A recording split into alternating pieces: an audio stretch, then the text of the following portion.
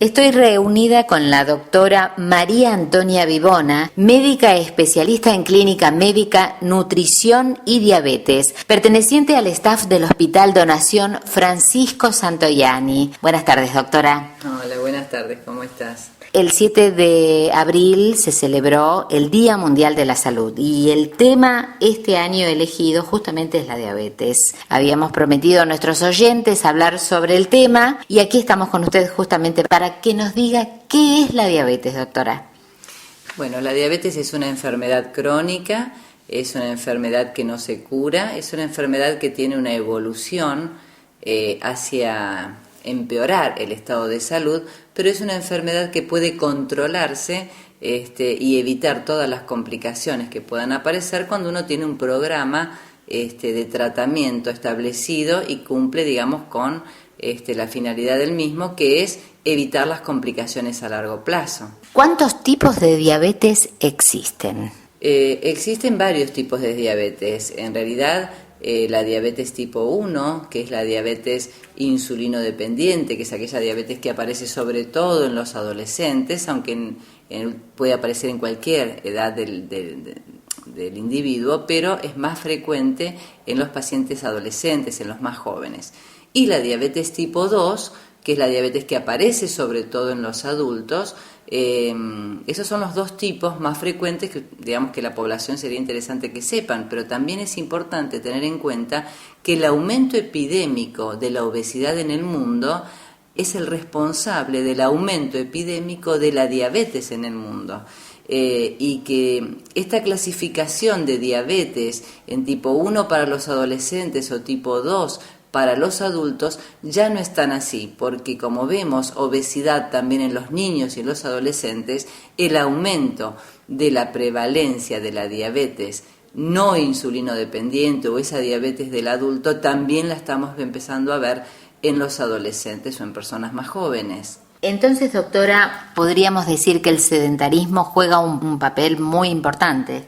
Claro, como les comentaba anteriormente, el aumento epidémico de la diabetes en el mundo tiene que ver con el aumento de la obesidad en el mundo, y la obesidad resulta de lo que es la mala alimentación y del sedentarismo, es decir, que cuando uno no logra balancear lo que es un plan de alimentación adecuado y saludable con una actividad física arreglada, eso lleva, si no hacemos esas dos condiciones, lleva a la obesidad y con el tiempo aparecerá la diabetes tipo 2 seguramente. ¿Y qué papel juega la genética en esta enfermedad? Bueno, la diabetes tipo 2, que es la diabetes no insulino dependiente, que es la diabetes que aparece sobre todo en el adulto, en aquellos individuos que tienen tendencia a la obesidad, esa diabetes tipo 2, que es la más prevalente o la más frecuente de encontrar, tiene mucho que ver con la genética, y esa carga genética que heredamos la vamos a tener y son factores no modificables. Lo que va a hacer que una genética se exprese va a depender precisamente de si el paciente es obeso o no lo es. Y no es lo mismo que una diabetes aparezca a los 30, 40 años o que aparezca a los 60, 80 o que no aparezca. Es decir, la carga genética nosotros no la podemos modificar porque la traemos con uno desde el nacimiento. Pero nosotros podemos retrasar en años la aparición o la expresión de esa genética si mantenemos un peso saludable que resulta de una buena alimentación con actividad física y lo que decíamos anteriormente. O sea, si el individuo tiene un peso saludable, es muy probable que esa genética no se exprese hasta la adultez, ¿no? Y sí, no es poca cosa poder retrasar realmente, así que es el éxito terapéutico, eso llamamos éxito terapéutico, porque repito, la diabetes bien compensada, bien controlada, seguramente el individuo tendrá una expectativa de vida igual que un paciente no diabético, pero en los pacientes que no están compensados, el pronóstico de vida y la calidad de vida de estos pacientes no es la misma, porque al cabo de 10 años de evolución de diabetes comienzan a aparecer, si no está controlado el paciente, complicaciones. Entonces, y 10 años es poco tiempo, entonces un paciente debuta a los 30, a los 40 puede tener complicaciones y la verdad que no es lo mismo. ¿Los factores de riesgo, entonces, cuáles serían? Para repasar los factores de riesgo, principalmente para que aparezca una diabetes no insulino dependiente, es decir, una diabetes tipo 2, la diabetes del adulto, es sobre todo la obesidad. Principalmente. Las comorbilidades asociadas, ¿cuáles serían? La diabetes es una enfermedad que se asocia con otras patologías que, como decíamos antes, tiene mucho que ver la obesidad. Es decir, a partir de la obesidad puede aparecer diabetes tipo 2, hipertensión arterial, aumento de colesterol, aumento de triglicéridos. Es muy frecuente que nuestros pacientes, del 70 al 90%, sean obesos, el mismo porcentaje padezca hipertensión arterial, el mismo porcentaje padezca colesterol alto y triglicéridos. Es muy frecuente que, por lo tanto, digamos, esto es interesante poder tener en cuenta que nuestros pacientes diabéticos, el paciente con diabetes no es una glucosa sola, porque ese paciente hay que controlarle la presión, hay que controlar el peso corporal, los lípidos en sangre, es decir, el colesterol, los triglicéridos, porque de todo ese conjunto de controles va a depender el pronóstico de este paciente, porque todo esto, tanto la diabetes como la hipertensión arterial, el colesterol,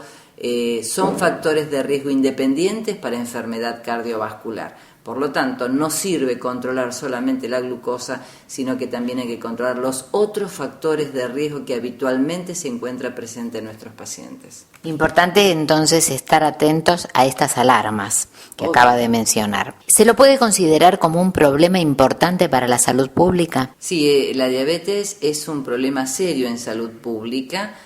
Primero está dada por la alta prevalencia. En la actualidad se considera que existe una prevalencia aproximadamente del 10%, y se espera para el año 2030 o 2040 que esa prevalencia aumente en forma estadísticamente significativa.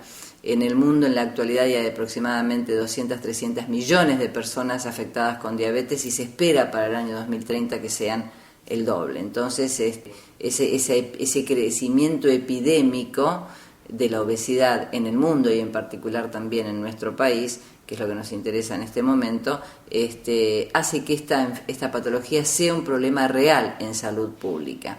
Porque, como decíamos previamente, si la diabetes no le prestamos la atención que corresponde, va a llevar a complicaciones que son complicaciones importantes a nivel oftalmológico, es decir, el paciente puede tener problemas en la visión, en el riñón, en las piernas, en todo lo que sea el sistema vascular, y que a corto plazo puede invalidar un paciente, y eso es un costo importante en la salud pública. Recordemos que la diabetes es la principal causa de ceguera en el mundo, es la principal causa de insuficiencia renal en pacientes con diálisis y es la principal causa de amputación no traumática de miembros inferiores. Es decir, estamos hablando de complicaciones serias que llevan a invalidez, y que esto llevará, como digamos, el cuidado va a depender entonces de nuestro sistema de salud.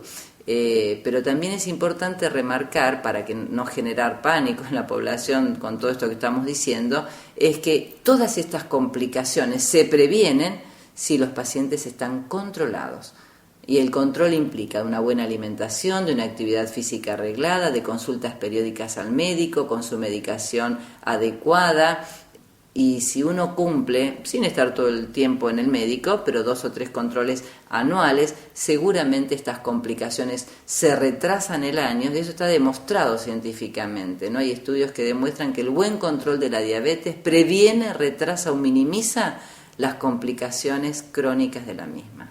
Está muy bien lo que acaba de aclarar, justamente para no asustar, sino más bien informar, que es lo que buscamos. Los números a nivel mundial y los números para nuestro país no son alentadores, pero la pregunta sería, ¿existen políticas adecuadas entonces para la prevención y tratamiento de la enfermedad? Bueno, cada vez tenemos un paso mejor. Antes no existía la Ley Nacional de Diabetes, entonces los pacientes deberían asumir todo el costo de la enfermedad, porque aparte es una enfermedad muy costosa, es una enfermedad traumática, porque hay que automonitorearse y eso implica pinchar el dedo y eso y es una enfermedad cara. Y la verdad que ahora tenemos a nivel gubernamental, gracias a la Ley Nacional de Diabetes, la provisión o el suministro de todos los insumos, tanto para pacientes diabéticos insulinodependientes como para pacientes no insulinodependientes o pacientes diabéticos tipo 2. Así que bueno, seguramente hay cosas por mejorar, pero bueno, estamos mejor que antes.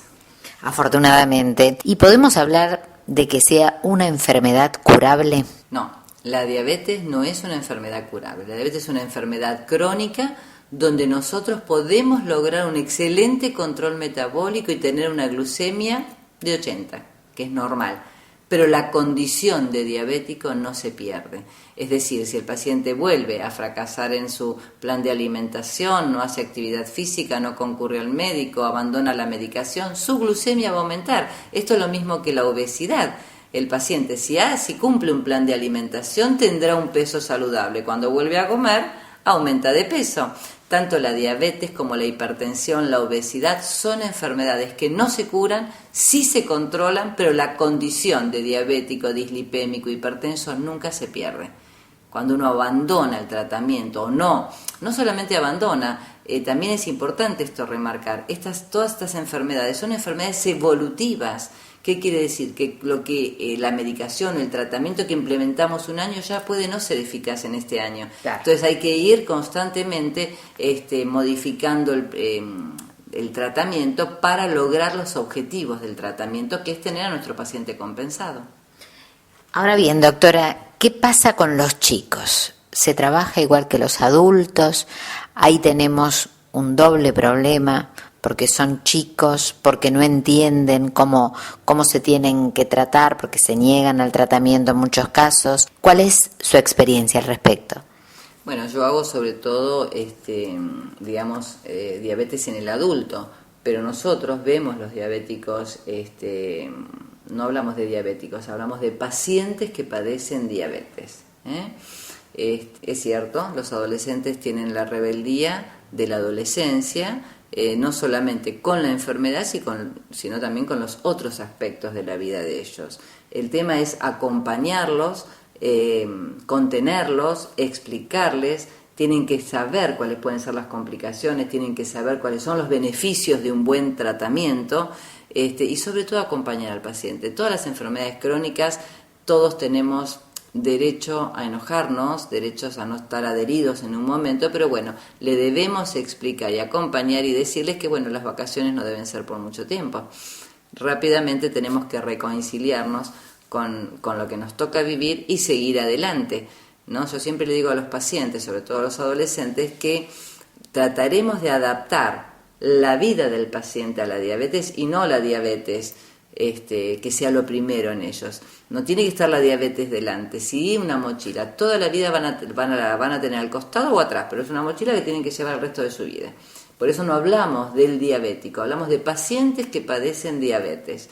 Porque es un paciente que padece diabetes, pero que además tiene amigos, que además tiene novia, que además trabaja, que además estudia. Claro. Y es una forma de acompañar y de entenderlo, ¿no? Todos nuestros pacientes tienen nuestro celular, tienen acceso a venir a demanda, están educados, saben cuándo el paciente debe automonitorearse más o mayor control, saben que tienen mayor tendencia a hacer alguna infección, rápidamente nos tienen que ver, pero bueno, esa es una forma de acompañar a los pacientes que tienen enfermedades crónicas, ¿no? Y por último, doctora, para nuestros oyentes, un mensaje tranquilizador respecto de esta enfermedad que asusta mucho y que evidentemente, como usted decía, el conocimiento y obviamente la información de parte del profesional es muy importante. ¿Qué le dice usted a sus pacientes justamente cuando se encuentra con casos difíciles que seguramente tendrá, para poder tranquilizarlos e informarlos inmediatamente para que puedan seguir adelante? Mire, uno de los pilares del tratamiento de la diabetes es la educación diabetológica. Cuando el paciente toma conocimiento de la enfermedad, de las complicaciones que pueda llegar a tener, del beneficio que trae lograr los objetivos de tratamiento, es decir, tener la glucosa lo más cercano a lo normal posible, tener sus lípidos o su colesterol normal, tener la presión normal, tener un buen peso, el paciente colabora con el tratamiento, pero eso es una responsabilidad nuestra, una responsabilidad del médico, informar y hacer educación diabetológica. Si el paciente cumple con los estándares del tratamiento que tienen que ver con aceptar esta educación diabetológica, con el plan de alimentación, con la actividad física arreglada y con el tratamiento farmacológico, el paciente va a andar bien.